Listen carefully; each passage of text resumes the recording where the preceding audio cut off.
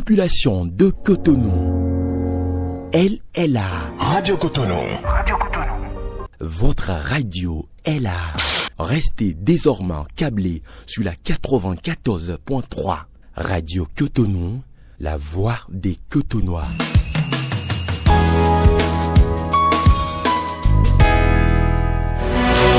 Bonjour à toutes et à tous, vous nous recevez sur la 94.3 Radio Cotonou et c'est l'heure de la dominicale de vérité et franc-parler.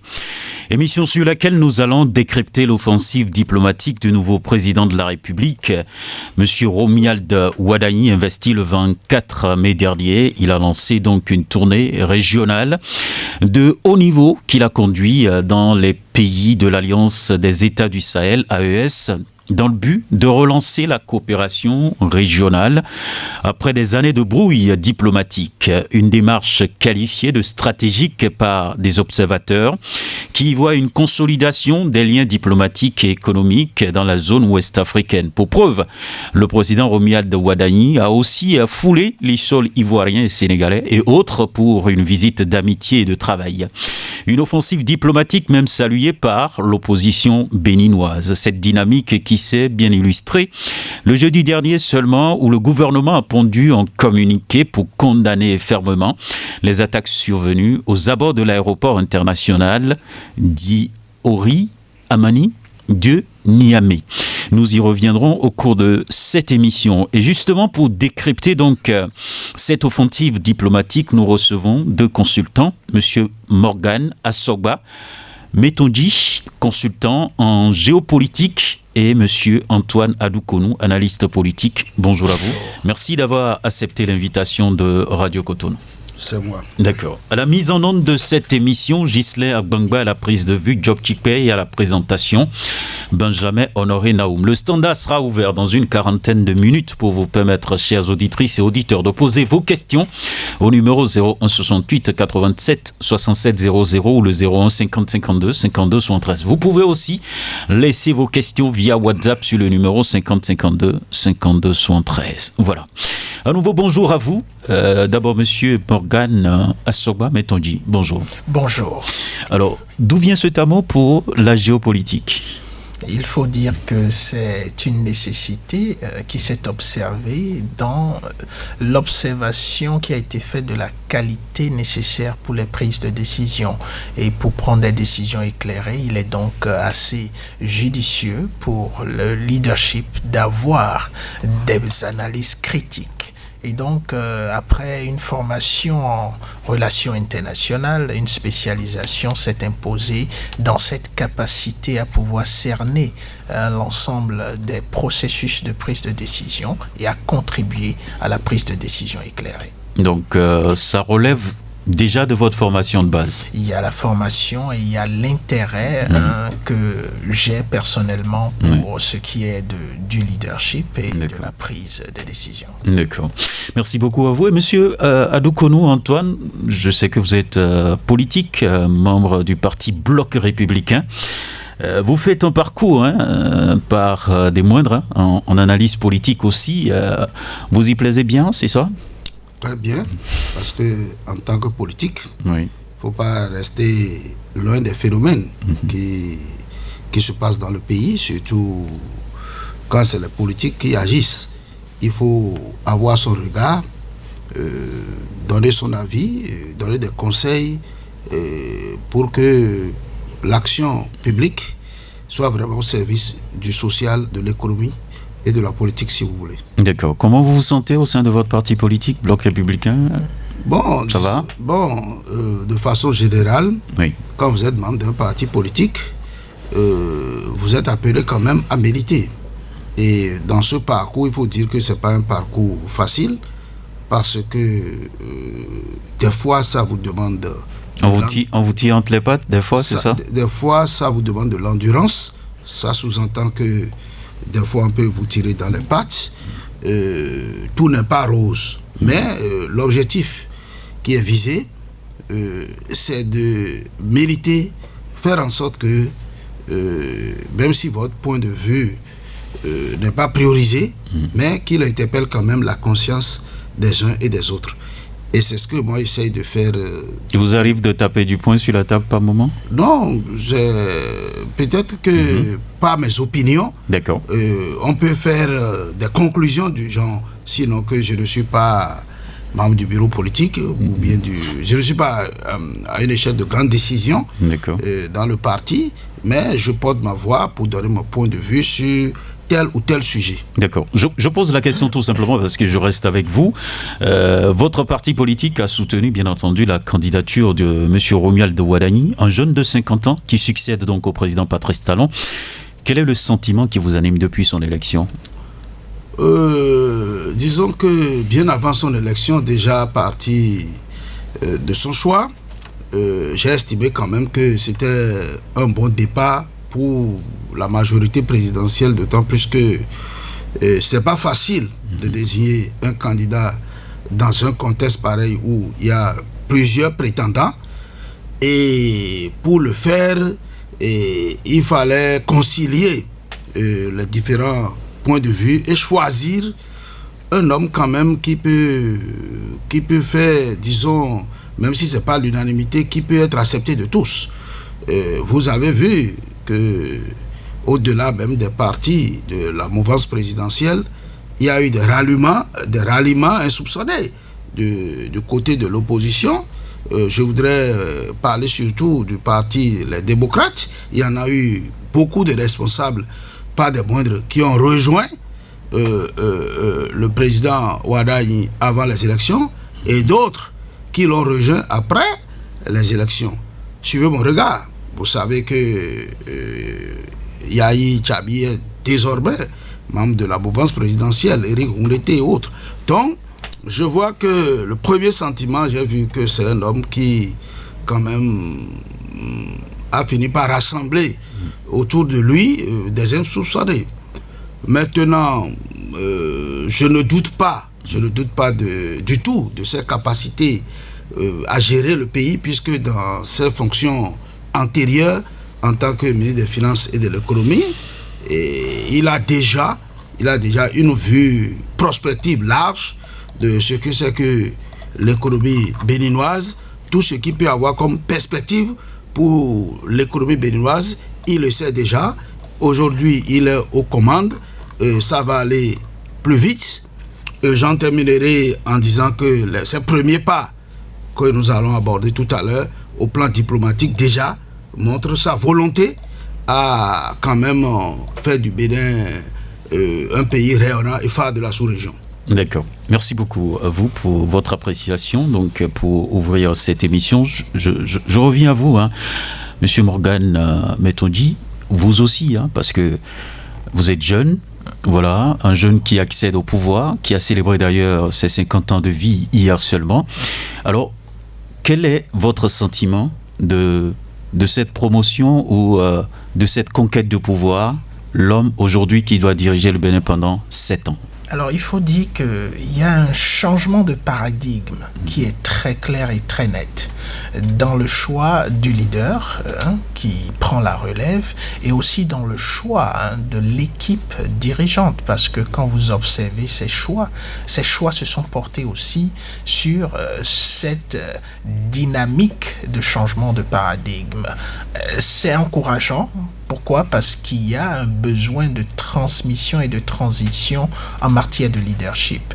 On a observé pendant longtemps que ce leadership exigeait une certaine maturité physique qui renvoie directement à l'âge. Mais il y a une rupture dans cette tradition et on voit aujourd'hui un jeune, une sorte de réconciliation avec les premiers leaderships qu'on a eu en Afrique, parce qu'il faut rappeler que même le président Mathieu Kérékou, paix à son âme, a pris le pouvoir ou les règnes du Bénin à un âge suffisamment jeune, ainsi que la plupart des leaders qu'on a observés au soir, pour ne pas dire au lendemain des indépendances. Et donc on espère que la même ferveur, voire une ferveur beaucoup plus dynamique en tenant compte de l'évolution du monde aujourd'hui, va animer ce leadership qui tiendra compte des outils de leadership qu'on a aujourd'hui, que ce soit la capacité de mobilisation de financement ou les opportunités de financement, la technologie et tout ce qui va avec,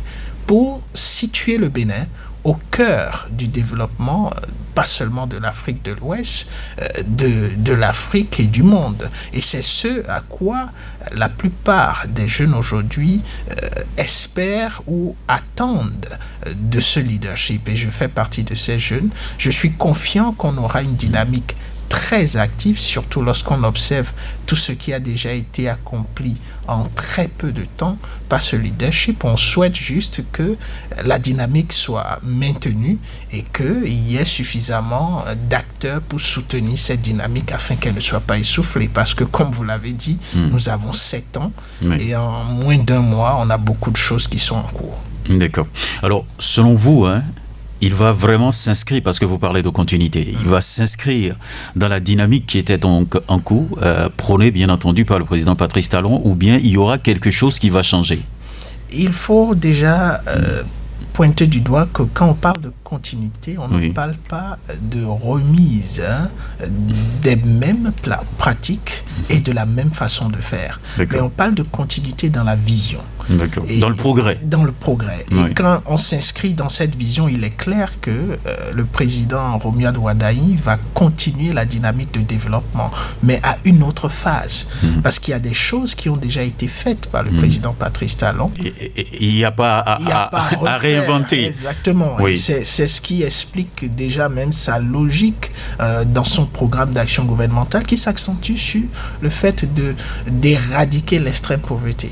Et donc, certainement, il a pris conscience du fait que dans un premier temps, il s'agissait de poser les bases qui pourraient faciliter le développement, et donc il fallait s'occuper certainement de révéler le Bénin, susciter l'intérêt et l'attractivité non seulement des bailleurs de fonds, mais aussi du reste du monde. Et on peut dire qu'en 10 ans, on a réussi quand même à mettre le Bénin à un niveau d'intérêt mondial assez considérable. Mais ce qu'il faut faire aujourd'hui, c'est permettre aux Béninois de prendre conscience et de vivre ce développement. Et c'est ce qui semble aujourd'hui être le défi, pas semblé, puisqu'il a fait le diagnostic. Et la question qu'on se pose aujourd'hui, c'est la capacité à maintenir ce programme d'action qui vise à éradiquer cette question d'extrême pauvreté. Et comment est-ce qu'on fait de façon très objectif le diagnostic de l'extrême pauvreté, les actes à toucher, et aussi comment est-ce que la capacité d'implication des acteurs ou partenaires techniques peut contribuer à réellement atteindre cet objectif. D'accord. Monsieur Adoukonou, sur la question, vous dites quoi? Copier le président Patrice Talon ou bien changer quelque chose? Non, je pense que on ne peut pas répondre de façon aussi automatique. D'accord. Comme si c'était une rupture totale, immédiate, non. Je crois que c'est une continuité, mais une continuité dans l'amélioration. Quand nous parlons de continuité, cela suppose qu'il y avait eu des acquis positifs sous le président Patrice Talon du moins, et qu'il faut pérenniser, améliorer. Dans le même temps, aucune œuvre humaine n'étant parfaite, il y a eu quand même sous le président Talon aussi des choses. Lui-même, il a reconnu. Voilà, qu'on peut corriger. Donc, c'est une continuité qui va s'inscrire pour moi dans cette dynamique, voir dans le rétroviseur du passé, choisir ce qui est bon à pérenniser, à améliorer, et certainement ce qui est à corriger, les corriger. Donc, c'est comme ça, moi, j'entrevois la continuité. Je donne un exemple où déjà on parle d'éradiquer l'extrême pauvreté. Mon co-débatteur l'a rappelé tout à l'heure. Ça veut dire quoi?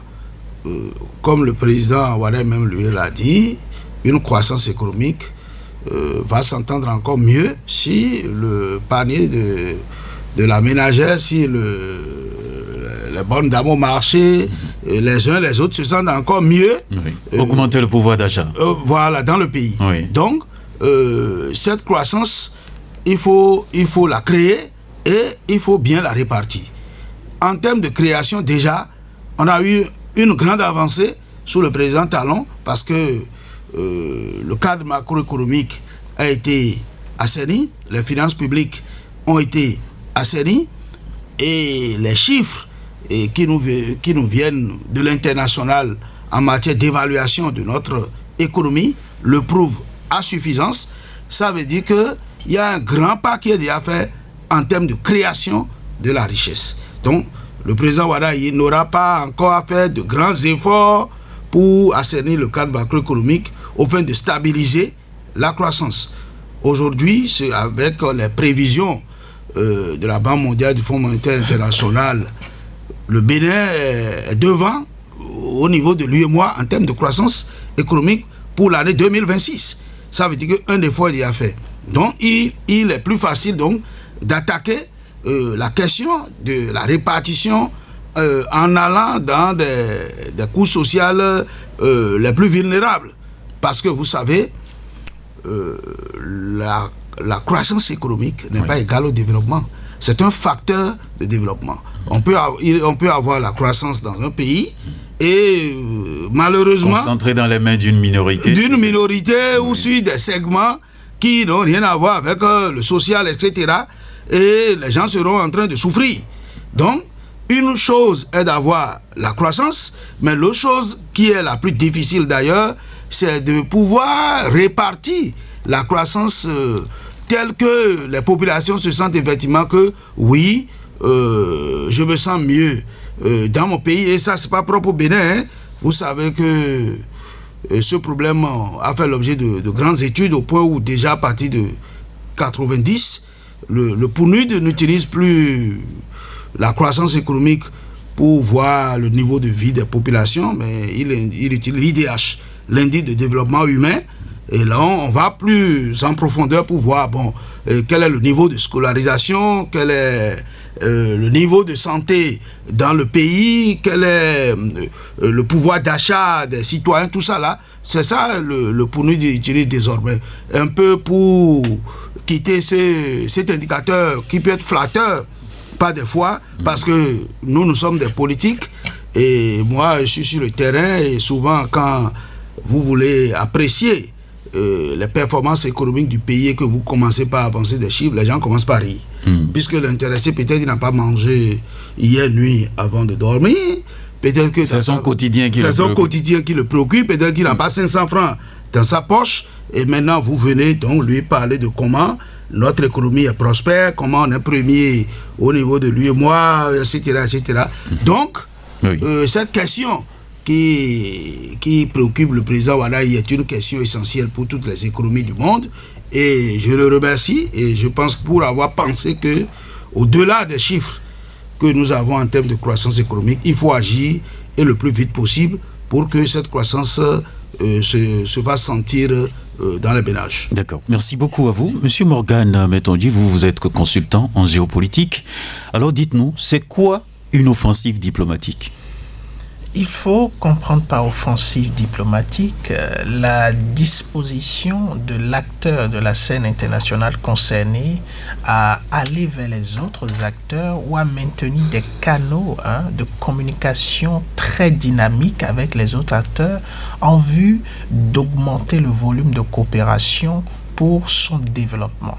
Et dans ce cadre, vous comprenez qu'on peut qualifier le comportement de départ du président Romuald Ouattara d'offensive diplomatique, mais cela ne sera confirmé que lorsque l'appareil diplomatique de relations internationales et même de leadership pourra maintenir le cap.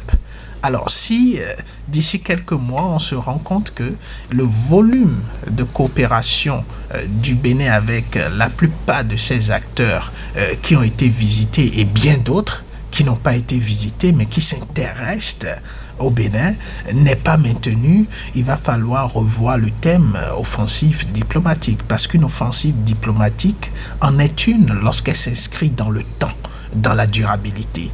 Et c'est ce qui permet aujourd'hui de dire qu'il y a intérêt au Bénin d'être dans une offensive diplomatique permanente. Pourquoi ? Parce que le Bénin a des projets très ambitieux. Lorsque vous regardez le programme d'action gouvernementale du président Romuald Ouattara, il y a une nécessité de mobilisation de fonds qui exige une offensive encore supérieure à celle à laquelle on a eu à assister pendant les 10 dernières années où il était au cœur même de l'offensive, ce qui n'est pas surprenant qu'ils prennent la peine de voir ou d'impliquer au moins 4 différents acteurs pratiquement dans le secteur de l'économie. Quand vous regardez son gouvernement, il y a au moins 4 acteurs qui sont là, et on peut se poser la question de savoir, mais pourquoi 4 acteurs? Mais c'est certainement et c'est sûrement à cause de la nécessité de dynamiser davantage ce secteur de mobilisation de fonds et de partenariat. Et quand vous regardez aussi les ambitions ou le programme, vous comprenez que l'offensive diplomatique s'impose dans la mesure où il y a la question de l'énergie qui est capitale, qui doit être prise en compte et qui est nécessaire pour l'industrialisation. Et que personne ne soit trompé, les demandes vont être encore davantage nécessaires pour que on puisse maintenir le cap et augmenter la capacité d'industrialisation pour maintenir le tissu économique et surtout pour faire en sorte que la plupart des initiatives qui ont été annoncées, que ce soit au niveau du domaine de la santé ou au niveau du domaine de l'agriculture et bien d'autres, pour que ces initiatives soient maintenues, il faut que les fonds soient sécurisés. Et en plus des fonds, il y a un aspect très important et qui explique aussi le comportement du président. Il s'agit de la question de la sécurité et du bon voisinage. D'accord. Ces 2 éléments sont indissociables. Lorsque vous êtes un État et que vous voulez assurer votre sécurité, la première chose, c'est de veiller à ce que le bon voisinage soit au cœur de votre politique. D'accord. Et quand on constate ou on observe les déplacements, le président a pris la peine de se déplacer d'abord vers tous les voisins immédiats du Bénin et ensuite a décidé de faire en sorte que la dynamique sous-régionale soit non seulement ravivée, mais renforcée. Et je pense que c'est une très bonne politique, c'est une très bonne façon de voir qui est nécessaire, voire fondamentale, pour que les 7 prochaines années restent productives, étant donné qu'au fur et à mesure qu'on évolue, la demande ou les attentes des citoyens aussi augmentent. Et donc le président Romuald Wadaï va faire face naturellement à suffisamment de challenges et on se rend compte qu'il a pris la mesure des demandes déjà dans son programme d'action gouvernementale. D'accord, merci beaucoup à vous. Alors, Monsieur Aloukonou, est-ce que vous vous retrouvez dans cette dynamique? Je me retrouve très bien dans cette dynamique parce que après quand même 10 ans, disons, de brouille entre le Bénin et ses États voisins, notamment ceux du Sahel, en priorité le Niger, il est quand même temps que l'on reprenne la manche. Vous savez, quand on parle des relations entre les États, ça sous-entend beaucoup de choses. Parce que ces relations ont pour finalité quand même de stabiliser de part et d'autre en termes d'économie et voire donc de social, etc., de sécurité, les pays qui sont en coopération, surtout quand vous êtes des pays frontaliers. Je prends le cas pratique du Niger où les frontières sont fermées depuis la crise, depuis le coup d'État intervenu au Niger, les décisions subséquentes de la CEDEAO. Regardez tout ce que cela a comme impact économique pour les 2 pays. Et je dirais pour le Bénin, surtout parce que le Bénin, le port de Cotonou est pratiquement le port du Niger et les recettes au niveau du port de Cotonou sont engrangées en grande partie, à près de 80%, à travers le trafic avec le Niger. Donc, si cette frontière est fermée, vous voyez déjà les conséquences sur l'économie béninoise. Et je pense que c'est aussi comme ça pour le Niger qui aujourd'hui, regardez, pour peut-être des trafics que vous pouvez faire en 1 heure, en 2 heures, en 3 heures, vous arrivez à le faire en 1 semaine et en passant par le Togo, dans le désert, tout ça là, je crois que ce n'est pas bien pour le Niger aussi. Donc, il y a nécessité donc d'essayer de s'entendre pour que les peuples cessent de souffrir, parce que c'est ce que nous ne disons pas souvent. Quand on parle de Niger, on parle de Bénin, et ça c'est le colon qui nous a créé ces frontières que peut qualifier d'artificielles, sinon c'est le même peuple. Quelqu'un qui est à Malanville, quelqu'un qui est à Gao, c'est le même peuple. Mais bon, on va vous dire que quelqu'un est béninois, quelqu'un est nigérien. Mais est-ce que vous arrivez à faire une lecture politique, bien entendu, de cette stratégie du président actuel? On a vu quand même la posture de son successeur et bien entendu de son prédécesseur plutôt. Voilà. Romuald Boadagni, c'est quand même le dauphin du président Patrice Talon. On sait comment le président Patrice Talon a été donc totalement carré sur la question. On le sait très bien. Et bon, son successeur qui vient et qui rapidement obtient un rendez-vous et se déplace vers le Niger. Quelle analyse politique vous en faites? Bon, je vais d'abord, à travers votre question, répondre d'abord de façon globale. D'accord. Oui, avant de répondre de façon spécifique. D'accord. Globale, parce que cette question que vous posez, beaucoup me la posent. Dans les rues, dans les fonds, les gens me disent, mais est-ce que... C'est-à-dire, les gens disent que c'est le président Talon qui est là. Bon, pour conclure. Pour dire que non, bon, c'est le président Talon qui est là. Donc, ça veut dire que ce que le président Talon n'a pas fait ou bien ne veut pas, est-ce que c'est... Non, je crois que il faut qu'on fasse très attention. D'accord. Fasse très attention. Le président Wadahi, c'est vrai, il a eu le soutien de la mouvance présidentielle dont le président Talon en chef pour être là où il est. Et moi, je crois que il doit gérer aussi dans cette coalition-là. Wadahi va recevoir des conseils de président Talon, de Djogbenou, du ABT, de tout un chacun de nous, ne signifie pas qu'il est un cerf-volant. Qu'il est un cerf-volant, comme les gens entendent le dire. Il n'est pas guidé. Non. C'est-à-dire, le mot guidé là, non. J'ai parlé de cerf-volant pour aller à l'extrême. Quand vous voyez, vous rencontrez les gens, tels que les gens parlent, c'est comme s'il est là, il a une caisse résonante, et c'est ce qu'on dit là-bas qu'il vient transcrire. Non. Une gestion ne peut pas être ça. Mais c'est un président complet, c'est ce que vous voulez dire. C'est lui qui signe les décrets. D'accord. Et moi, je ne crois pas que quelqu'un qui a été ministre des Finances pendant 10 ans, un intellectuel de son rang, signe des décrets sans en avoir la portée, sans savoir ce qu'il est en train de signer. Je ne voudrais pas dire ça là. Mais pourquoi je vous ai dit que c'est un président complet. Et vous savez, même si vous mettez votre enfant là, quand bien même les traits génétiques, que vos enfants portent vos traits génétiques, et le principe d'égalité d'un homme à l'autre n'est pas requis. C'est Wadahi, c'est Talon, c'est Talon. Mais, je dis, le président Wadahi a gagné le pouvoir à travers une coalition. C'est normal que, c'est-à-dire pour moi, en gouvernant avec cette coalition, pour moi, c'est l'ordre normal. Je ne le vois pas comme étant quelqu'un cerf-volant qu'on est en train d'envoyer dans tous les sens. Donc, c'est pourquoi je dis que je vais réfléchir, je vais répondre d'abord de façon globale. Maintenant, spécifiquement, un cas pratique pour le Niger, je crois que il faut qu'on fasse très attention. Parce que la frontière béninoise, elle est ouverte du côté béninois depuis plus d'un an. Depuis longtemps. Ça veut dire que le président Talon, même arrivé à un niveau, a compris que il ne faut pas tenir dur. Il ne faut pas tenir dur. Il ne faut pas tenir dur. Il faut tenir dur pendant un moment, puisque nous sommes dans une communauté que nous appelons la CEDEAO, et qui a pris une décision, d'accord, de fermer les frontières avec le Niger à cause du coup d'État. Et les pays membres de la CEDEAO doivent en principe s'allier. Ce que le Bénin a fait. Et comme c'est le président Talon qui est le président béninois, on lui fait porter la casquette parce que c'est lui. Il a porté la parole.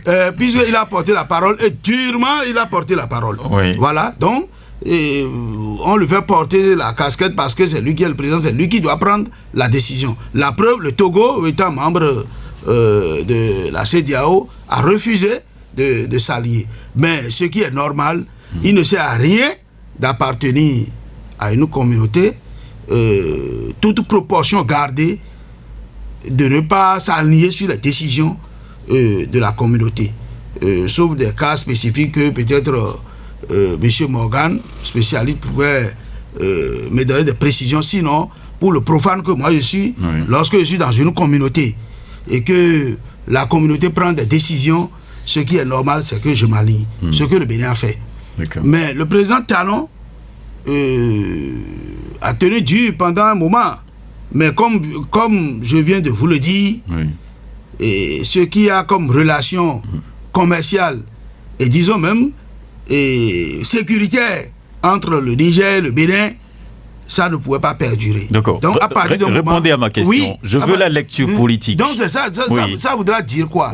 Ça voudra dire que le président Wadaï a déjà l'aval, sous-entendu du président Talon. En allant là-bas. En allant là-bas, de tout faire, puisque l'autre a déjà commencé. D'accord. Donc, si le président Talon même était dans cette logique, que le président Wadaï a compris et a commencé par rendre opérationnel. D'accord. Donc, c'est ce que moi je vois. Merci. Morgan Metondi, vous maintenant, faites-moi l'analyse géopolitique de ça. Ou bien il n'y en a pas? Il y a toujours la géopolitique qui compte, parce que lorsqu'on parle de géopolitique, cela renvoie à la gestion de la chose publique selon les différents espaces. Et nous sommes dans un monde global où personne, surtout sur la scène internationale aujourd'hui, ne saurait vivre en autarcie sans tenir compte de ce qui se passe de l'autre côté. Une lecture géopolitique de la chose n'ira pas dans le sens contraire de ce qui a été dit, mais va s'appuyer sur ce qu'on appelle les intérêts. Les États n'ont pas d'amis. Les États n'ont que des intérêts. Et quelles que soient les situations, même dans une communauté, un État est censé prendre ses décisions sur la base de ses intérêts. Et quand vous faites cette lecture, vous comprenez que, à l'époque, les intérêts du Bénin et du Niger n'étaient pas forcément dans la même direction, et il fallait que le Bénin prenne une décision nécessaire pour la défense de ses intérêts. Et le Niger aussi devait faire pareil, ce qui a été le cas aussi du Togo. Quand mon co-débatteur évoque le comportement du Togo, oui, le principe communautaire voudrait qu'on y aille dans un sens donné, mais les intérêts du Togo, à l'époque, ne permettaient pas au Togo de s'aligner, lorsque surtout on tient compte de la capacité du Togo à se retrouver comme un acteur majeur de médiation sur toute la scène africaine aujourd'hui. La réputation du Togo par rapport à sa capacité de médiation lorsqu'il y a des situations conflictuelles fait nécessairement que le Togo, en tenant compte de ses intérêts apparents, sans oublier les intérêts que vous et moi nous ne pouvons pas comprendre ou même en être informés, ça fait qu'il y a eu ce comportement. Et quand vous revenez à la situation aujourd'hui, les intérêts ont tellement évolué que la question sine qua non du choix du partenaire stratégique d'un État ou de l'autre ne peut plus prendre le dessus sur la nécessité ou le besoin de se mettre ensemble pour régler la question surtout de la sécurité, qui est fondamentale pour tous les États du Sahel et les États du Golfe. L'expérience qui a été faite durant les dernières années de façon solo a montré la difficulté majeure de chaque acteur à pouvoir résoudre cette problématique. Les chiffres sont là, les statistiques sont là pour montrer combien d'attaques on a eu lorsque vous faites une comparaison par rapport à ce qu'il y avait comme attaque et inquiétude avant cette séparation assez perturbante entre les États du Sahel et ceux de la CEDEAO, et ce qu'on a aujourd'hui ou ce qu'on a eu pendant toute la période, on se rend compte que les chiffres ont augmenté, les attaques ont augmenté, et que seul aucun de ces acteurs ne peut réellement résoudre cette problématique. Mieux, je confirme ce que mon co-débatteur a dit. Le président Patrice Talon était dans une dynamique de réconciliation depuis très longtemps. Et ce qu'on a observé depuis l'investiture jusqu'au déplacement du président Romuald Wadaï ne s'est pas construit ou organisé juste pendant la période entre son élection et son investiture. Il y a eu un travail sérieux qui a été accompli aussi bien du côté du Niger que du côté du Bénin, pour préparer ces différentes participations à l'investiture et le déplacement. Un déplacement de chef d'État peut s'organiser un an avant. Et donc, il faut comprendre que non seulement c'était en discussion avec le Niger, mais que les acteurs, aussi bien de l'AES, ont donné leur avis, puisqu'on est dans le cadre d'une confédération, et que aussi les pairs de la CEDEAO ont aussi encouragé le Bénin à poser ce genre de base. Ce qui fait qu'aujourd'hui, le Bénin et le Niger, de façon étatique, représentent la vision même aussi bien de la CEDEAO que de l'AES, pour ne pas aussi dire peut-être et surtout des partenaires géopolitiques tels que même la France, la Chine, la Russie, tout cela qui ont un intérêt capital aujourd'hui dans cette zone sahélienne et du golfe de Guinée qui est représentée dans ce cas d'espèce par le Bénin et le Niger. D'accord. Alors, M. Alukonou, que répondez-vous à ceux qui pensent que Romuald Wadagne réussit là où le président Patrice Talon a échoué? Oui, non, j'ai déjà répondu en filigrane. Moi, je pense que... on n'a pas besoin de faire cette comparaison, c'est ça? Non, c'est-à-dire que ce n'est même pas sur le cas du Niger. De façon globale, la gestion politique, économique, sociale, tout ça là, s'inscrit dans le temps, dans des contextes donnés. Et une économie est appelée à émerger. Et donc, ce qui est normal, ce que je n'ai pas pu faire, vous avez entendu, le président Talon a dit, je ne souhaiterais pas que, après moi, ça soit le déluge. Donc, je vais contribuer à l'évolution de mon pays à travers diverses positions. Ça veut dire qu'il souhaite que celui qui le succède, non seulement maintienne la dynamique, mais que la personne fasse mieux que lui. Donc, là où lui a échoué, c'est qu'il faut que l'autre réussisse là. Donc, c'est l'ordre normal des choses. Ce n'est pas prendre pour faire la politique, pour dire, bon, là où Talon a échoué. Non, c'est normal, non. Nous disons, ce qui était bien sous le régime précédent, on le conserve, on l'améliore, et ce qui était mal fait, on corrige. Et là, ça s'entend que là où l'autre a échoué, que celui-ci va réussir. Et le président Wadagne aussi, à l'aune de ses mandats, il ne va pas tout faire.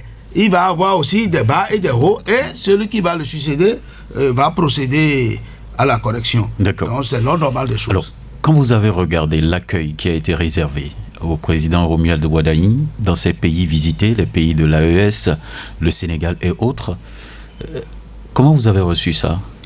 Non, je crois que... C'était la fierté pour vous, c'est ça? C'était une grande fierté, surtout dans le contexte du Niger, parce que les brouilles qu'il y a eu entre le Bénin et ces pays avaient supposé que vraiment on s'est tourné dos et puis c'est fini. Bon, à la grande surprise, ces premières rencontres se sont passées comme si de rien n'était. Et c'est là toute la surprise des uns et des autres. Mais je pense que en réalité, ce que nous avons observé ce jour-là est certainement le fruit de plusieurs mois, voire une année de négociations, d'entente, etc., pour essayer de joindre les points de vue, s'entendre sur ce qui n'est pas essentiel. Bon, vous voyez le comité qui a été mis sur pied pour voir les conditions dans lesquelles il faut ouvrir la frontière entre le Bénin et le Niger, par exemple, on lui a donné 15 jours.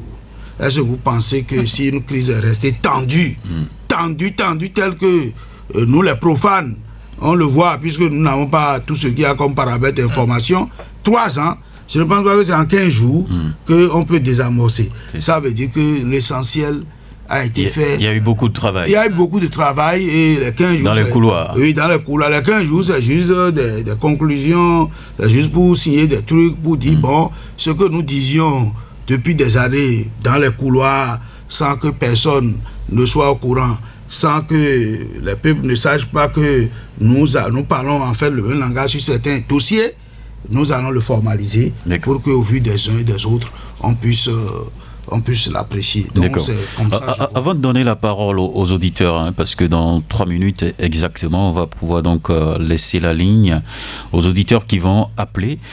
Monsieur Morgan Métonji plutôt, je voudrais qu'on regarde vraiment de près ce déplacement ou ces déplacements organisés bien entendu par le président Romuald Wadani, où il a été accueilli par les chefs d'État à l'aéroport. Les chefs d'État sont venus l'accueillir à l'aéroport. Quelle connotation vous voyez à cela?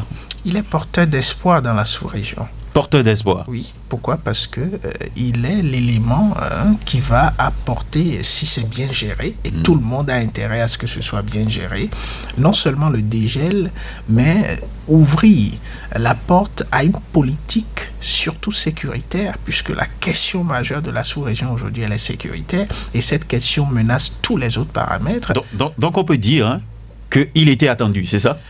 Il était espéré? Pas lui en tant qu'individu, mais pas lui forcément aussi en tant que chef d'État, mais il était attendu dans la sous-région. En tout cas, le nouveau président du Bénin est attendu, espéré. Un acteur capable de le faire. Le même espoir était arrivé lorsque le président Diomaye Faye a pris le pouvoir au Sénégal. Mais on a vu tout de suite que dans l'élan, il n'a pas pu, à cause de plusieurs paramètres certainement, que ce soit dans la politique du PASTEF interne, et bien d'autres choses, il n'a pas pu le faire. Mais aujourd'hui, il y a eu ce nouveau président qui est arrivé, et on sait aussi que la situation complexe de la sous-région, on peut se permettre de dire, selon les observateurs, que c'est parti du Bénin, avec cette décision de suivre de façon claire et nette le principe et aussi le comportement du Niger avec les autres États. Donc aujourd'hui, le Bénin a offert cette opportunité de partir sur une nouvelle base, et tous les acteurs de la sous-région, y compris ceux de l'Alliance des États du Sahel, ont décidé de saisir l'opportunité. Ça montre qu'il y avait une situation assez complexe, que tout le monde savait que c'était difficile, mais personne dans une dynamique étatique ne devrait sortir et dire c'est très difficile, puisqu'ils représentent des États et ils sont tenus de trouver la méthode la plus appropriée. Donc toute cette ferveur souligne le caractère d'espoir que représente l'opportunité qu'offre le Bénin, et aussi montre à quel point il y a la convivialité au niveau des différents peuples de la sous-région. Un soulagement vraiment. Un vrai soulagement de part et d'autre, même à l'endroit de ceux qui ne semblaient pas forcément manifester cette difficulté-là. D'accord. Merci beaucoup à vous. On va donc ouvrir la ligne à présent pour nos auditeurs qui vont pouvoir appeler et dire ce qu'ils pensent et poser des questions, pourquoi pas. Et oui, les numéros, je les rappelle rapidement, 01 68 87 67 00 ou le 01 50 52 52 73.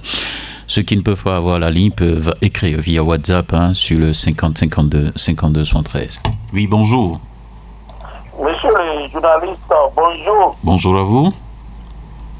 Sébastien Nyonkosu, je m'appelle. D'accord, nous vous écoutons. Et je dis d'abord bonne fête des pères à vous tous Merci. Ceux qui sont dans le studio Radio Cotonou, et tout le personnel de la radio. Merci. Et vos invités, je les souhaite la bienvenue. Monsieur Antoine Adoukonou et son affaire Ego. D'accord. Bonjour. Merci pour vos explications.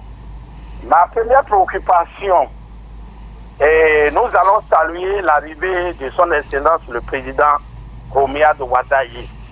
Il a bien commencé et tout le monde a apprécié le début. Nous allons prier pour lui, l'accompagner pour qu'il aille jusqu'au bout des bonnes choses que Dieu l'inspire à bien faire pour ce pays. Deuxième préoccupation, Monsieur Adoukonou, vous êtes un ardent défenseur du cause de la mouvance, vous êtes un patriote, vous êtes un combattant et vous défendez si bien la mouvance depuis 10 ans. Je vais parler depuis l'ancien président son excellence Patrice Talon, jusqu'à aujourd'hui où son excellence le président Wadaï a pris le pouvoir.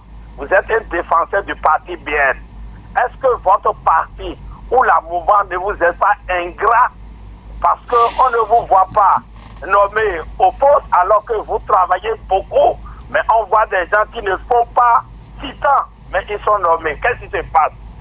Deuxième préoccupation, son excellence le président Romuald Wadaï était au Niger et c'était le souhait de tout le monde parce que nous avons besoin du Niger autant que le Niger aussi a besoin de nous. Et une délégation du Niger était dans notre pays, mais ils ont posé des conditions. Monsieur Adoukono, en tant qu'analyste politique, croyez-vous que le Bénin peut accepter les conditions fixées ou demandées par le Niger? Et ma dernière préoccupation, et ça c'est ce que pour tous les hommes politiques n'aiment pas attaquer, c'est le sujet des hommes qualifiés de prisonniers politiques à tort ou à raison. Tout ça, c'est dans la diplomatie? On vous dit? Tout ça est dans la diplomatie, là? Dans l'offensive diplomatique? Allez-y rapidement, il va vous répondre. Je dis que c'est cette question que tous les hommes politiques fuient aujourd'hui. Mais dans le cas des Béninois, nous voulons que le président, son excellent président Wadaï, fait quelque chose à l'endroit de ces hommes qualifiés et prisonniers politiques à tort ou à raison. Merci. Merci à vous, Sébastien Nyonfosu. Un autre intervenant, bonjour. Bonjour, monsieur Honoré Naoum. Oui, monsieur Liamidi Koumayon. Non, bonjour. Bonjour. Bonjour, messieurs Morgane Assoba et Adoukonou Antoine. Bonjour. Bonjour. Moi, je dirais que le sentiment est enthousiasmé. Et il est en train d'inspecter et ébranler la diplomatie Wadaï. Wadaï est un homme assuré. Est-ce que les ressources humaines qui sont dans nos fonctions ne vont pas le trahir? Il faut qu'il soit prudent pour diriger ce pays, puisque les mêmes personnes qui l'ont applaudi peuvent le trahir. La fermeture de cette frontière a causé du désagrément à toute la chaîne commerciale. Même les vendeuses d'arachides, d'orange, d'ananas sont en difficulté. Qu'en dites-vous? Est-ce qu'il ne faut pas avoir des diplomates chevronnés pour que, en cas de quesillia,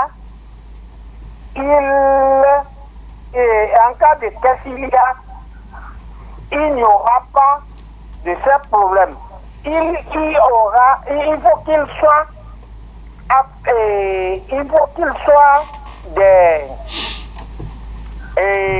qu'il soit affûté à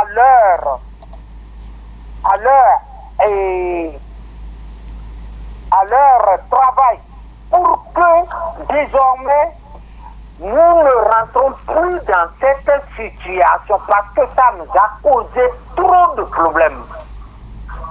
Que ça soit ici, que ça soit là-bas. Et la diplomatie est chère. Mais au Bénin, on s'amuse avec la diplomatie. Pourquoi?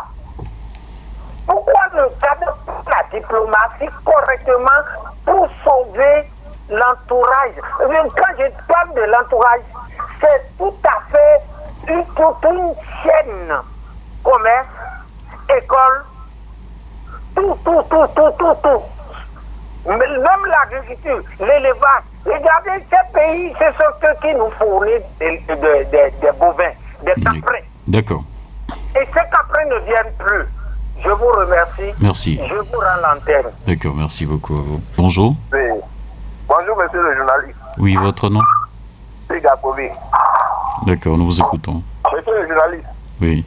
Je vous dis vraiment merci pour avoir invité les deux messieurs qui sont là. D'accord. C'est pour l'intérêt de la nation. Merci beaucoup. D'accord. Nous sommes très contents de la situation entre le Bénin et le Niger, dans la lutte à laquelle les choses sont en train d'aller. Notre souhait, tout le peuple béninois, son souhait, c'est qu'il y ait une réconciliation ferme. Et quand nous parlons de conditions, j'ai un peu peur des conditions. Les conditions, je ne suis pas un homme d'affaires pour savoir les conditions posées par le Niger ni par le Bénin.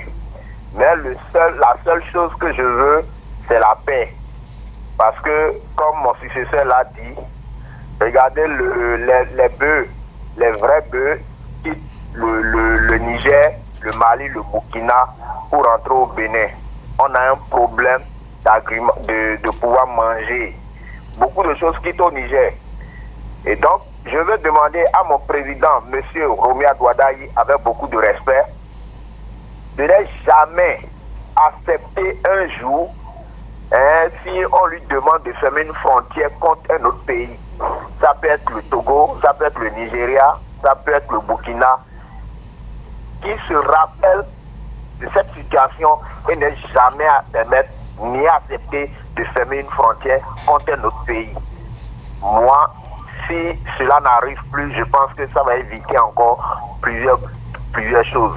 Donc, merci beaucoup et bonne journée. Bonne journée à vous. Hugues Povy, pour votre intervention. Oui, bonjour.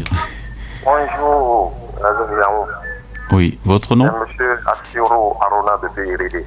D'accord, nous vous écoutons. Je salue vos invités. D'accord. Je salue beaucoup mon ami Adoukonou. À chaque fois que je l'entends, j'ai du plaisir à appeler. D'accord. Monsieur Adoukonou, oui. Les gens du qu'on ne vous a pas nommé, c'est vrai. Parce qu'au Bénin, on n'aime pas la vérité. À tout que moi je vous suis, vous expliquer les choses honnêtement. Je vous remercie beaucoup. Que Dieu vous bénisse. Amen. Bon, ce que moi je vais dire, oui. On avait dit que c'est une continuité. Autant de talents, nous avons aidé le président Talon avant. Et nous avons créé que ça, le Bénin a trouvé son chemin. Ça, c'est une continuité. C'est-à-dire, avec Badaï, c'est la continuité. Et ce que moi je veux demander, vous avez parlé de diplomatie, tout ça là, oui, il doit réussir, il n'a pas droit à l'erreur et on doit l'accompagner. Ce que je veux demander, monsieur le journaliste, qu'est-ce qui bloque la nomination des chefs quartiers? Parce que quelqu'un a dit dans ce pays... Ça, c'est pas la diplomatie, c'est local, ça. Ah oui, on doit participer. Je sais pourquoi je dis ça. Parce que il y a au début que oui. Tout ce qu'il est en train de faire, la démocratie, la diplomatie, tout ça là, oui. D'accord. Là, on doit l'accompagner. Mais ici, on va parler de notre pays aussi. D'accord, on a compris. La nomination des sécu, parce que... Monsieur Adoukonou va vous répondre. Comme il est membre d'un parti politique, il va vous répondre. On a dit que le président Yahi disait que notre démocratie est Nescafé. Moi, je dis que la démocratie est mécanique maintenant. On ne dit pas ça. D'accord. La démocratie, c'est la des lois. Donc, je vous remercie. Merci. Bonne journée à vous. On va prendre un tout dernier alors. Oui, bonjour. Merci. Je vous salue, notre Alain Foucault, Daoumé et tes invités. Bonne fête des pères. Merci beaucoup. Oui, merci. Paul. Chaudatan, oui. Merci bien. Je remercie tes invités. Merci d'expliquer les choses réellement à la nation béninoise. Parce que beaucoup sont complètement dans le droit et ne maîtrisent pas comment les choses fonctionnent. Merci de leur dire que beaucoup de choses se faisaient depuis avant cette rencontre-là, aujourd'hui, entre le Bénin et le Niger. Le Bénin a déjà joué sa partition depuis. Mais c'est que ceux-là n'aimaient pas de notre ex-président, c'était tout. Ne peut pas négocier avec lui. Parce qu'il y a une décision prise au niveau de la CEDEAO et on nous faisait du jusqu'au-boutisme. Mais il a tenté par tous les moyens. La frontière du Bénin n'était pas fermée. Expliquons ça aux Béninois. Il y avait la main tendue. Donc ils attendaient qu'il quitte pour qu'il y ait continuité, comme a dit certaines personnes. C'était tout. Donc merci de leur dire que les choses se faisaient déjà dans l'ombre. Et que celui qui est venu maintenant, c'était juste une continuité pour que les liens entre les deux pays soient solides. C'est aussi très simple que ça. Mais j'entends certains dire que tout vient du Niger et que c'est le Bénin qui doit se plier à ce... Non. Allez là-bas pour voir.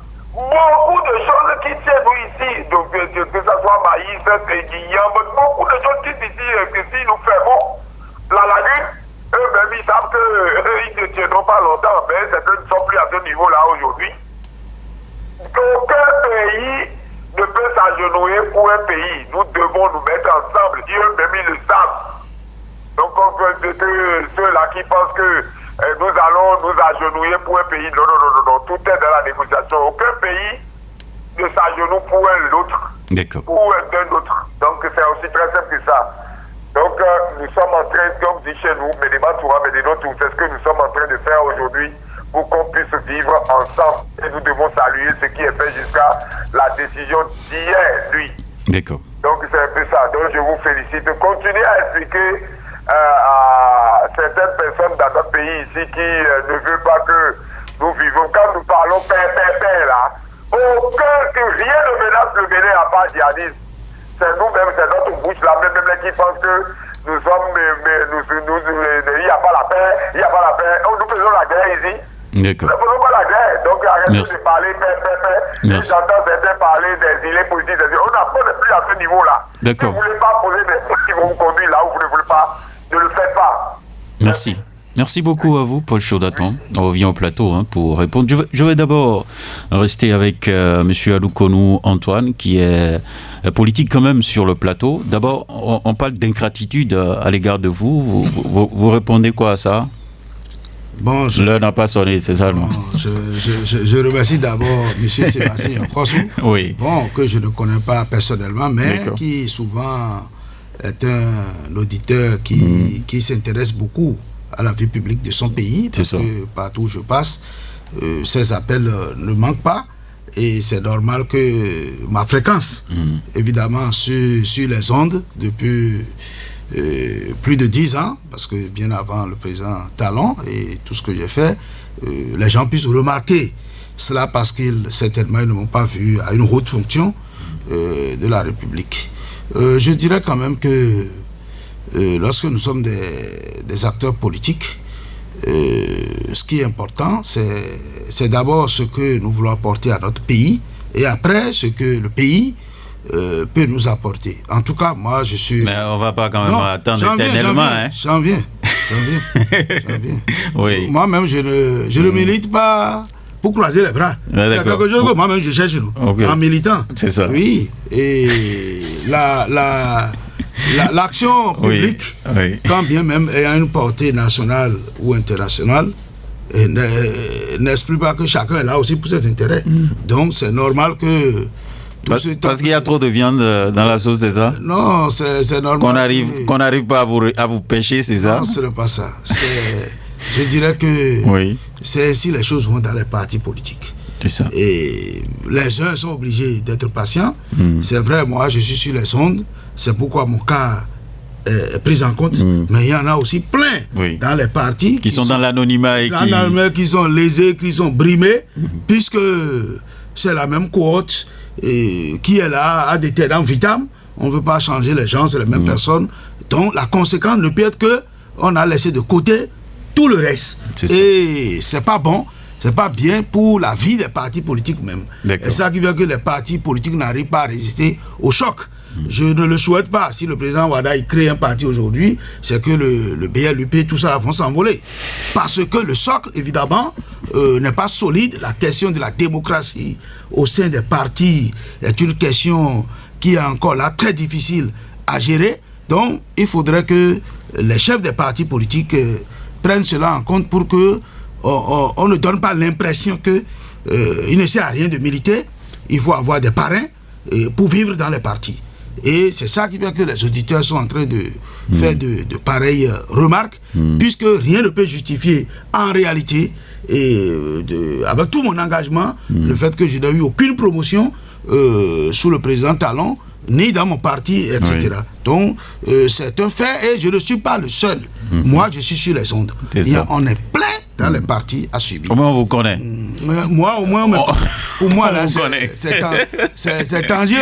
Et le mal, même, c'est que je me rappelle en 2015, quand nous étions là pour la campagne de Talon, les efforts, c'est ceux qui nous combattaient et qui combattaient fortement le président Talon, qui sont promus à de hautes fonctions. Et c'est ça l'étonnant même. Ils nous voient même, ils nous politique. Oui, ils nous narguent même pour dire vous avez fait, nous on est là, on mange, vous voilà. Vous voyez, donc c'est pas des exemples à pérenniser. D'accord. Je crois que M. Yonsos aussi il a parlé de la question des conditions qui sont posées par le Niger. Est-ce que le Bénin peut... Non, je pense que lorsque nous sommes prêts, tous deux, à aller dans la même direction, les conditions finissent toujours par se croiser, s'alléger, pour que on ait à atteindre l'objectif qui est visé. La plus belle femme du monde ne peut offrir que ce gars-là. Donc, si les deux parties sont vraiment sincères, je pense que les conditions à poser doivent être des conditions qui peuvent permettre d'avancer. La question les gens sont restés un peu aussi au local, la question des prisonniers politiques. On va revenir. Je voudrais sur la deuxième préoccupation que vous avez abordée. Écoutez donc Monsieur Assogba, mettons-dit sur la question. Quoi qu'on dise, le Niger avait formulé des revendications, avait des exigences. Est-ce qu'aujourd'hui le président Walaï serait donc prêt à céder, à accepter ces conditions? Oui, quand vous regardez de près les conditions du Niger, ce ne sont pas des conditions que le Bénin, dans la pratique réelle des choses, violait. Le Niger a parlé de bases militaires. De bases militaires. Certainement, ils sont allés visiter et ils se sont rendus compte, d'où la nécessité de recréer la confiance. Ils se sont rendus compte qu'il n'y a pas grand-chose. C'est normal dans un État qu'il y ait des dispositions militaires pour pouvoir, surtout quand la question de la sécurité est en jeu. Et il y a la question aussi de ne pas servir d'outils de certains acteurs de la scène internationale. Cette condition-là aussi a été rappelée. Mais dans la pratique aussi, le Bénin ne sait pas d'outils à une quelconque disposition ou perspective étrangère. Il y a, et c'est cette réalité-là à laquelle je suis persuadé que de part et d'autre, les acteurs s'en sont rendus compte. Un État a le devoir, et ces États du Sahel l'ont répété plusieurs fois, d'utiliser tous les moyens nécessaires pour sauvegarder son intégrité et ses intérêts. Et donc, le choix des partenaires stratégiques ne devrait pas être un facteur déterminant pour les autres États dans leur coopération. Aujourd'hui, je ne dis pas aujourd'hui, récemment, le Bénin a reçu les représentants de la Russie, de la Turquie, qui ont présenté leur lettre de créance au niveau du ministère des Affaires étrangères. Mais ce sont les mêmes partenaires qu'on retrouve de l'autre côté des États du Sahel. Donc, il n'y a pas de nécessité à imposer le comportement stratégique qu'un État doit avoir comme condition sine qua non pour une coopération avec cet État. L'intérêt majeur doit être l'objet de cette coopération et on se rend compte aujourd'hui que ces conditions, ont été rappelées, mais dans la pratique ne posent aucun problème. Si ces conditions posaient réellement problème, le Niger ne serait pas en déplacement au Bénin. D'accord. Merci beaucoup à vous. Et je reste avec vous. Il y a Liamidi Koumayon, par exemple, qui dit, c'est vrai, la fermeture de frontières a créé beaucoup de dommages et tout, mais il dit au président Romuald Daïd d'être prudent pour éviter la trahison. Oui. Pourquoi il parle de prudence? Il parle de prudence parce que c'est un mot maîtresse, surtout en politique. Et il n'a pas forcément à s'inquiéter dans la logique où le président Romuald Walaï, aujourd'hui, n'est plus qu'un technocrate. C'est un homme politique et il est entouré d'hommes politiques. la trahison relève en général des questions de morale. Mais en politique, c'est difficile de parler de trahison, surtout quand on est averti. Et c'est normal parce que... Et surtout qu'il a accédé à une fonction convoitée par beaucoup d'autres. Beaucoup d'autres. Oui. Et c'est normal aussi, pourquoi? Parce qu'on a vu, et là on revient à la question des acteurs politiques au Bénin. Heureusement qu'on a un acteur politique et il a fait remonter un certain nombre de facteurs. La mobilisation qu'on a vue autour du président Romuald Wadaï, surtout de ceux qui étaient dans l'opposition, mérite réflexion à plusieurs niveaux. On se demande donc qui est réellement dans l'opposition et où est passé les questions d'idéologie et de conviction. Être dans une opposition ne signifie pas, en matière de politique et d'animation de la vie politique, qu'on est contre le développement de l'État et qu'on ne peut pas contribuer au développement de l'État. Mais on a une vision du développement. On a une vision du développement et on est là pour servir, en d'autres termes, d'éléments de béquilles. Lorsque l'autre parti qui est au pouvoir semble ne pas voir certains paramètres, on a le devoir de faire ressortir ces paramètres et même de faire des propositions. Et donc, dans certains États, on se rend compte que l'opposition existe et aide réellement même les partis au pouvoir à atteindre les objectifs. Mais au Bénin, on a eu l'impression qu'il faut ou qu'il est nécessaire de rejoindre la mouvance pour pouvoir réellement contribuer. Et ça, c'est un facteur auquel les acteurs politiques doivent certainement s'asseoir et réfléchir comment est-ce qu'il faut contribuer réellement à développer l'État, même en étant dans l'opposition, surtout en étant dans l'opposition, et comment est-ce qu'il faut structurer l'opposition autour des idées, autour des pratiques, et aussi dans une communication politique assez intéressante. Liamini Koumayon dit qu'au Bénin, on s'amuse avec la diplomatie. Est-ce qu'il a raison? Objectivement, si on y regarde de près, on peut finir par adopter cette façon de penser. Pourquoi? Parce que il y a des diplomates de carrière. Et dans la pratique, même quand vous regardez la façon dont la diplomatie est gérée, on se rend compte que la plupart de ceux qui sont à la tête de la diplomatie béninoise, qui occupent des postes de grande responsabilité, ne sont pas forcément des diplomates de carrière. Mais c'est un comportement qui est admis par les tests. En matière de choix, c'est beaucoup plus la confiance que la capacité à être technocrate. Donc, c'est normal qu'ils le disent quand on observe les choses de plus près, mais dans la pratique, cela ne pose aucun problème politique, puisque le choix des ministres relève de la politique. Il s'agit de qui mérite ou gagne le plus la confiance du chef de l'État. Le choix d'ambassadeur relève du politique. Pouvoir discrétionnaire du chef de l'État. De l'État. Et donc, il s'agit de qui il estime mérite sa confiance pour le représenter. Mais à côté, on se rend compte que chaque fois qu'il y a un choix politique qui ne correspond pas aux diplomates de carrière, il y a une panoplie de diplomates de carrière qui sont là. Quand vous regardez le secrétaire général, par exemple, du ministère des Affaires étrangères, jusqu'à l'heure où on parle, c'est un diplomate chevronné de très grand niveau qui a été secrétaire général avec l'ancien ministre des Affaires étrangères qui, dans la pratique, n'a pas forcément un background diplomatique. Et donc, tous ces acteurs-là, les cadres du ministère, les cadres des différentes représentations diplomatiques, a priori, sont des diplomates de carrière. Mais ce qu'il fait comme observation mérite réflexion parce que ce serait bien d'essayer aussi la stratégie de mettre des diplomates de carrière au poste de leadership en matière de diplomatie. D'accord. Monsieur Adoukourou, je reviens à vous. Vous voulez parler et bien entendu répondre par rapport à la... Ça va de soi aussi. Je crois que je vais répondre à quelques mots en disant que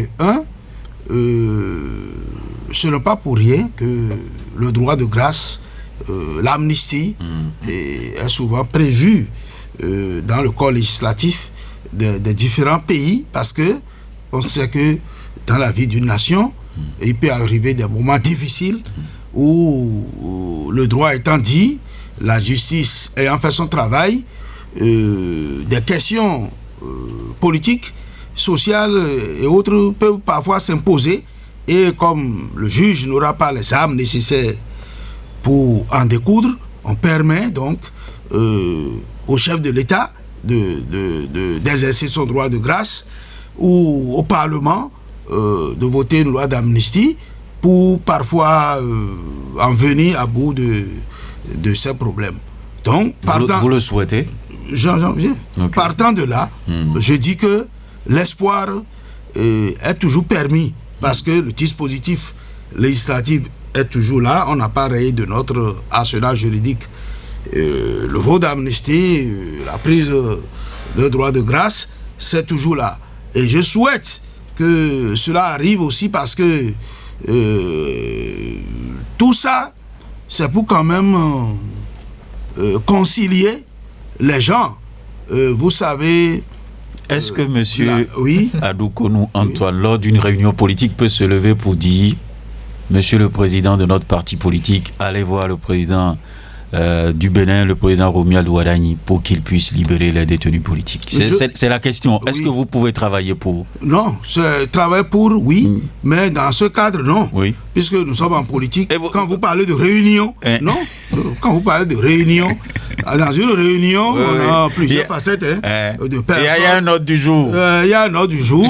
Et même dans les divers, vous devez être prudent puisque le jeu politique... On peut vous expulser, c'est ça? Oui, non, le jeu politique est un jeu très difficile. Oui. Déjà, c'est des gens avec qui vous mangez, vous buvez, qui sont en fait vos principaux adversaires. Donc, dans une réunion politique, vous ne pouvez pas tenir des langages qui sortent du commun, mais dans des conditions où vous pensez que oui... Vous avez l'occasion, par exemple, de rencontrer le chef de l'État, de rencontrer peut-être un ministre avec qui vous échangez bien. Ces questions, on les aborde. C'est toujours au niveau de la mouvance. Dans la convivialité. Dans la convivialité, on dit, bon, on ferait mieux de faire ci, mais on analyse bien le cadre. Et je pense que les gouvernants aussi ont à cœur cela parce qu'ils ne servent à rien de gouverner un pays où certains de ses fils sont à l'extérieur, d'autres sont en prison, etc. Bon, donc je crois que le temps aidant, on trouvera la formule quand même pour faire quelque chose. Le cas du Niger est là maintenant depuis 3 ans, mais aujourd'hui, on essaie de trouver des solutions. Rien n'exclut que pour les jours à venir, le président Wadayi ne va pas se pencher aussi sur cette question. Dernière question politique, c'est l'installation des sécu. Pourquoi vous n'installez pas les sécu? Je crois qu'il y a d'abord, il y a plusieurs phases. Il y a la phase technique. Parce qu'il suffit seulement de désigner aujourd'hui, il n'y a plus d'élection, non? Non. Et je dis que pour la désignation des chefs quartiers, il y a 2 phases. Il y a la phase technique et il y a la phase politique. La phase technique, ça c'est la Sénat qui va le faire. Et la Sénat n'a pas encore fait son travail. C'est-à-dire qu'aujourd'hui, comme vous venez de le dire, il n'y a plus d'élections locales. Les chefs de quartier sont désignés aujourd'hui, mais sur des bases bien données. C'est-à-dire que c'est le parti politique qui a obtenu la majorité dans la localité. Dans la localité, c'est lui qui désigne le chef quartier. Donc, préalablement à la désignation, donc, un travail technique, c'est que la Sénat doit sortir le fichier pour montrer les suffrages exprimés au niveau de chaque quartier pour que désigner, dit même, voilà le parti qui doit désigner. Donc, cette phase technique, on l'attend vivement de la Sénat. Parce que c'est vrai qu'on a plusieurs quartiers au Bénin. Quand même. Voilà, d'accord, on a plus de 5000 et quelques quartiers. Donc, la Sénat doit faire ce travail et c'est après ce travail maintenant qu'on pourra déjà commencer par accuser le politique. Mais je crois que le temps s'en va. Il faut que la Sénat essaye de vite faire parce qu'il y a des quartiers aujourd'hui où le chef quartier, peut-être, il n'est plus vivant ou bien il est grabataire, il est handicapé et tout ça là fait que ce sont les conseillers locaux qui étaient autour de lui et qui ont pris la relève et c'est pas bien. Donc, il faut qu'on fasse vite pour aller au plus loin. Alors, Morgan Metonji, bien entendu, j'ai une intervention de Ugakovi qui dit au président Romuald Wadani, même si on lui demande de ne jamais accepter une proposition de fermeture de frontières, vous lui répondez quoi? Alors, je répondrai d'abord que je comprends sa préoccupation et ce n'est pas la fermeture de la frontière qui est sa préoccupation. C'est éviter que les populations vivent. Les dommages. Les dommages, exactement. Donc, s'il y a toute une manière possible pour éviter de façon permanente que le Bénin ne vive plus ce genre de situation, le président doit le faire. Maintenant, pour ce qui est de l'aspect factuel de la question de frontières, la décision de fermer une frontière n'est pas une décision qui se fait sur un coup de tête et parfois, lorsque la sûreté de l'État y va, c'est tout à fait logique que la décision soit prise. Et donc, les fermetures de frontières ne sont pas des décisions à prendre à la légère. Et je pense que ça fait aussi partie de sa préoccupation. Il y a tout un comité ou toutes des réunions de crise qui se font où le chef de l'État, a priori, écoute tous les conseillers, les spécialistes de la question, ceux qui sont en charge du maintien de la sécurité de ces frontières par rapport à la décision la plus appropriée. Donc, il peut y arriver que la meilleure décision qui soit nécessaire soit la fermeture et dans ce cas-là, le chef de l'État a le devoir de fermer les frontières, ne serait-ce que pour le temps nécessaire. Et de l'autre côté, aucun État, dans sa façon de faire, ne veut fermer sa frontière. Pourquoi ? Parce que les flux qu'on observe de part et d'autre font des entrées au niveau de ces États. Donc, les États, dans la pratique, ont intérêt à maintenir les frontières ouvertes et à mettre en place un dispositif qui permet de sécuriser les frontières. Parce que lorsqu'on parle de crise sécuritaire, il faut dire que le flux de déplacement au niveau des frontières joue un rôle capital. Il faut contrôler qui entre et qui sort. Surtout qu'aujourd'hui, la menace n'est pas une menace qu'on peut identifier facilement. Elle est djihadiste, elle est terroriste. Et donc, ce sont des individus qui n'ont pas de signes distinctifs, qui peuvent représenter à tout moment une menace pour les populations.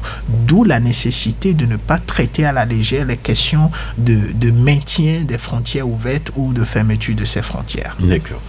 Merci beaucoup à vous. Monsieur Adoukonou Antoine, qu'est-ce que vous espérez en termes de retombées ? Parce que là, on parle de diplomatie, offensive diplomatique et tout ça. Mais dans l'espérance, c'est quoi ? Bon, l'espérance, c'est que les relations soient normalisées entre les États, que les frontières soient ouvertes, parce que la portée commerciale, économique de la fermeture de ces frontières, si les spécialistes doivent l'inventorier, c'est en termes de plusieurs milliards, parce que une frontière qui est ouverte, et nous voyons le grand dossier qui sont les transactions, mais la petite dame qui vend du beignet autour de ces frontières parce qu'il y a le trafic, tout ça là, tout ce qu'il y a comme économie autour, nous ne les évaluons pas. Donc, c'est un fait que vraiment ces négociations aboutissent pour donner de l'espoir au peuple. Parce que, imaginez-vous aussi, avec tout ça là maintenant, on dit finalement que on ne s'est pas compris, que la frontière doit tout rester fermée du côté du Niger, ce ne serait pas bien. Donc, mon attente, c'est que les négociations aboutissent et que les frontières soient réouvertes pour que les trafics reprennent, pour que les populations quand même respirent un peu, parce que vraiment là, ils sont asphyxiés économiquement et socialement. Donc mon espoir, c'est que tout cela aboutit à une normalisation des relations entre le Bénin et tous ces pays, parce que la question, puisque nous disons le premier intrant de la paix, de tous ces des relations, c'est la sécurité. Lorsqu'il n'y a pas la sécurité, il n'y a plus rien. Il n'y a plus économie, il n'y a plus rien du tout. Donc, les menaces que nous avons aujourd'hui, les menaces djihadistes et autres qu'il y a aujourd'hui, il faut que les États du Sahel, le Bénin, s'entendent pour que on trouve quand même des moyens de combattre ces ennemis qui malheureusement n'ont pas de signe distinctif. Nous ne sommes pas là dans une guerre classique. On est dans une guerre asymétrique où on ne connaît pas l'ennemi. Ça fuse de partout, là. Ça fuse de partout. C'est le djihadisme que nous disons là, c'est nous-mêmes. Hein. Des fois, le djihadiste est à côté de toi dans la journée. Vous mangez, vous vivez ensemble. Et le soir, il change de veste. Il change de veste. Vous voyez. Donc, c'est une question sérieuse pour que on soit encore en désaccord par rapport. Il faut qu'on s'entende, qu'on ait le même langage et que à long terme, les États... Je vous laisse encore 30 secondes. Ça va être votre mot de fin. Les États essayent quand même de prévenir... votre mot de fin en 30 secondes.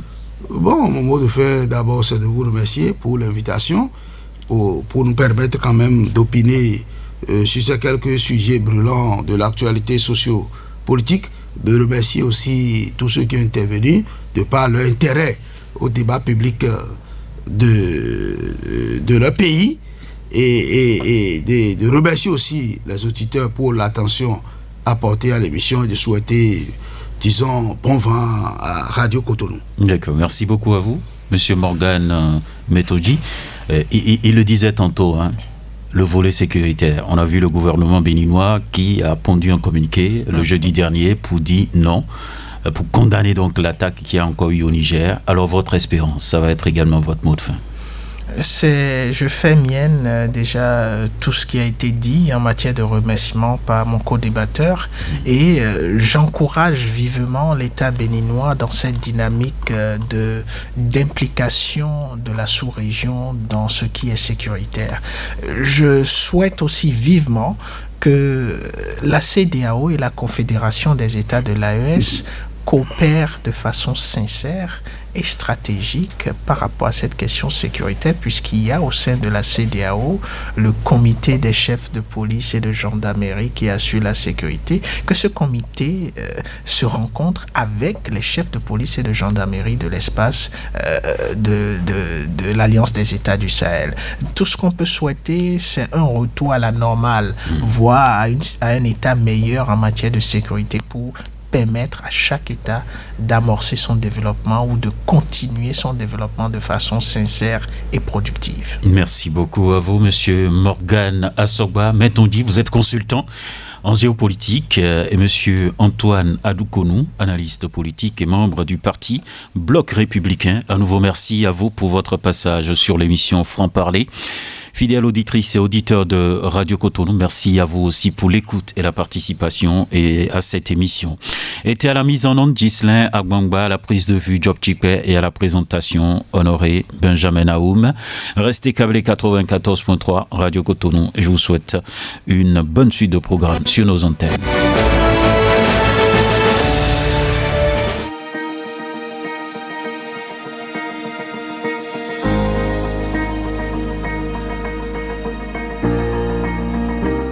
Population de Cotonou, elle est là. Radio Cotonou. Radio Cotonou. Votre radio est là.